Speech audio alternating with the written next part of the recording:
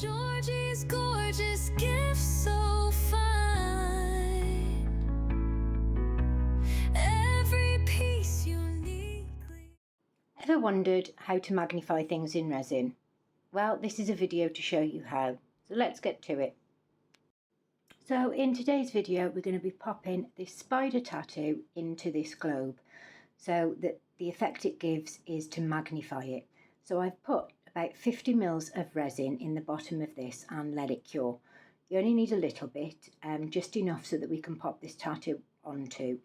And so I'm just peeling the front off and then popping it on top of the resin the right way, and then we're going to soak the back.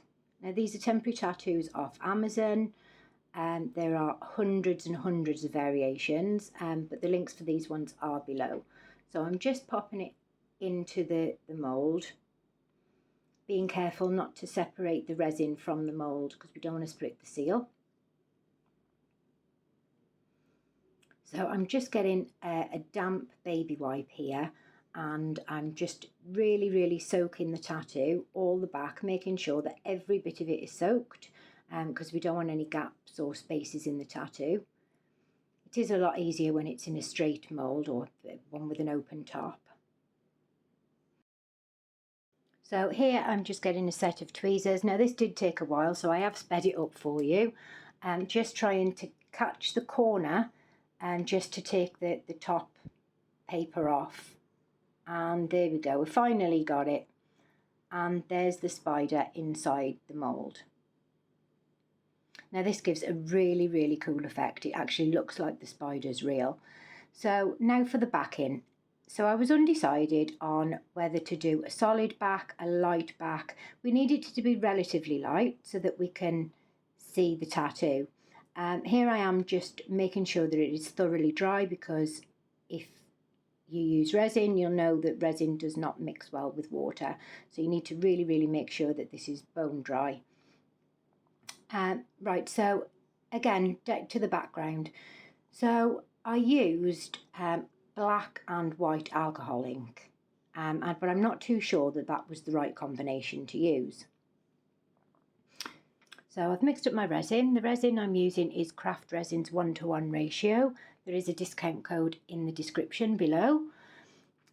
So yeah, I've just pouring it right up to the top now with clear. Because of that 50 ml, it does allow to do this in one pour. So like I say, I am using black alcohol ink with a white sinker. Now the idea was to have enough of a background so that you could see the spider, but give it some sort of interest as well. Now I got the interest because the finished piece was nice. I loved the effect it gave. It was just the wrong colour. I really should have gone for a lighter colour with this one. So the resin has been sitting for about 15 minutes to thicken up. So here I am trying to get into the new bottle of black ink, and I did have scissors to hand, but it's a lot better if you poke them with a pin. You get a lot more control over your drops. But as I poked it with the pin, a bit splashed out and went into my cup of clear resin. I mean, you couldn't write it, honestly. I mean, you can see the distance that the bottle was away from the actual clear cup, and it still managed to get a load of black ink in. So yeah, I'm just making sure that all the bubbles are out of this because we want it to be as bubble free as possible. And then we're going to start dropping the inks in. So here I am just dropping the inks in. So I'm starting off with a couple of drops. And then I go over it with the sinker white. I did want more of a swirl to it than it turned out. Maybe a little less black and a little more white next time. This is the Let's Resin Sinker White, but I have decanted it into smaller bottles just to make it that little bit easier because it's the big bottle. So yeah, so I'm just matching really the colours, the black and the white, and then going back on top with the black. You can see that it's just sitting on top. It will eventually make its way through the white. I'm not stirring it at this point, just putting more white in. Now I did put a lot of white in, but it probably could have done with a little bit more. So I did wait for about 20 minutes and then come back and stirred it. Like I say, hoping to get that swirl effect. I'm just finishing it off with just a couple of extra drops of white. At this point I am seriously doubting myself, thinking this is far, far too dark, and will this even work? Could you even see the spider? So as you can see, I haven't quite filled it all the way to the top because I was undecided whether to use a clear background or a solid black background, depending on whether there was negative spaces in the resin once it was finished. As it turns out, I went for the solid black. So I left it overnight to cure.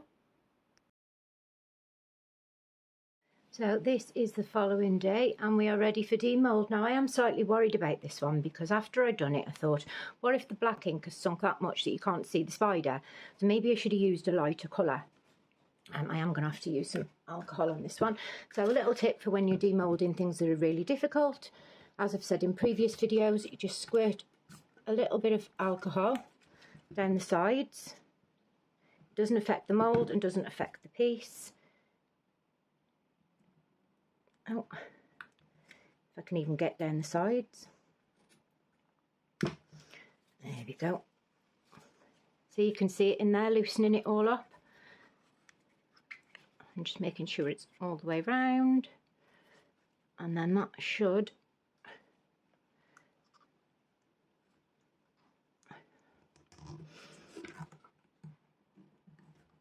help it to pop out.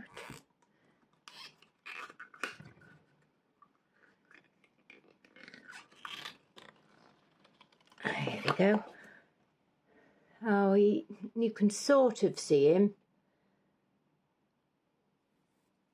Maybe I should have used, like I say, a different colour ink. But yeah, I kind of like him. I like the effect that the ink's got round the edges. But I think, yeah, it was just a little bit too dark, not enough white in it maybe.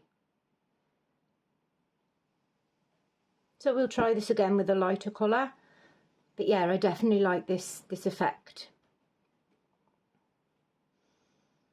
I've been Tony from Georgie's Gorgeous Gift. So if this has been helpful, stay safe and happy crafting.